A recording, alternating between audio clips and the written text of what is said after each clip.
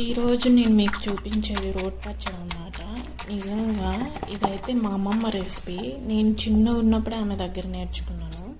నాకైతే అంత బాగా నచ్చింది అన్నమాట దీని టేస్ట్. ఇక ఈరోజు నాకు చేసుకుని తినాలనిపించింది. అలాగే మీ అందరికి కూడా చూపిద్దామని వీడియో తీశాను. ఏం లేదండి, చాలా సింపుల్. ప్యాన్లో 1 టేబుల్ స్పూన్ ఆయిల్ వేసుకొని అందులో కొంచెం ఆవాలు, కొన్ని జీలకర్ర, కొన్ని మెంతులు, కొన్ని ధనియాలు వేసుకొని అవి బాగా ఫ్రై అయిన తర్వాత 10 నుంచి 12 వరకు ఎండుమిర్చి మధ్యలోకి పించుకొని వేసుకోవాలి. అప్పుడే ఫ్రై అవుతాయి.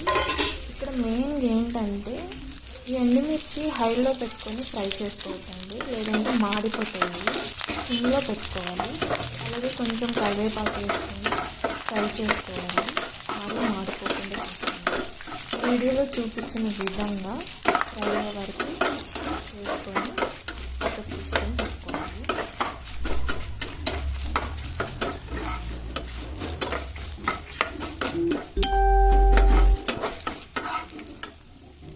చూపించిన విధంగా ఫ్రై అయితే చాలు. ఇలా ఫ్రై అయిన తర్వాత ఒక ప్లేట్లోకి తీసుకొని పక్కకు పెట్టుకోవాలి. అదే ప్యాన్లో 1 టేబుల్ స్పూన్ ఆయిల్ వేసుకొని నేను మీడియం సైజు 4 టమాటాలు తీసుకున్నాను. అవి మగ్గడానికి కొంచెం సాల్ట్ వేసుకున్నాను. ఒకవేళ మీరు ఎక్కువ కారం తినలేను అనుకుంటే మటుకు ఒక 5-6 టమాటాలు ఎక్కువ తీసుకోండి. అప్పుడే మీకు బాగుంటుంది టేస్ట్. ఇప్పుడు నేను చిన్న నిమ్మకాయ సైజు అంతా చింతపండు తీసుకున్నాను. నాకు ఎక్కువ పులుపు నచ్చదన్నమాట. మీరు ఒకవేళ పులుపు ఎక్కువ తినాలి అని అనుకుంటే మటుకు పెద్ద నిమ్మకాయ సైజు అంతా చింతపండు తీసుకొని మూత పెట్టుకొని మగ్గించుకోండి.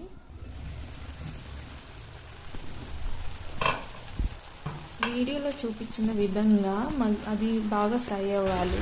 అంతవరకు ఫ్రై అయినంత వరకు ఫ్రై చేసుకొని స్టవ్ ఆఫ్ చేసుకొని పక్కకు పెట్టేసుకోండి. ముందుగా మనం ఎండుమిర్చి ఫ్రై చేసుకున్నాం కదా, అది రోటిలో వేసుకొని 1 టేబుల్ స్పూన్ సాల్ట్ వేసుకొని దంచుకోవాలి. ఇంతకీ రెసిపీ ఏంటో చెప్పలేదు కదా, టమాటా ఎండుమిర్చి రోటి పచ్చడి అన్నమాట. ఎప్పుడు పచ్చిమిర్చితో కాకుండా ఇలా ఒక్కసారి ఎండుమిర్చితో చేయాలి. నిజంగా టేస్ట్ అయితే చాలా బాగుంటుంది. ఇలా వీడియోలో చూపించిన వరకు దంచుకోండి కచ్చాపచ్చగా, మరి మెత్తగా మిక్సీలో లాగా మెత్తగా కాకుండా. ఇది దంచుకున్న తర్వాత టమాటాలు ఫ్రై చేసి పెట్టుకున్నాం కదా, అవి ఇందులో యాడ్ చేసుకోవాలి.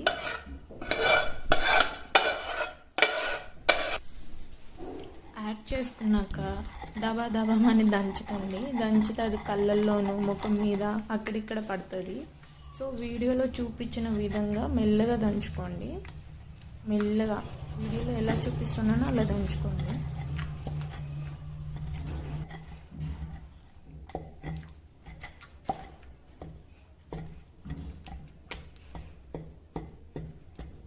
వీడియోలో చూపించిన విధంగా మెత్తగా దంచుకోండి. మరీ మిక్సీలో చేసుకున్నంత కాకుండా కొంచెం బరకగానే ఉండాలి. అప్పుడే టేస్ట్ అయితే చాలా బాగుంటుంది.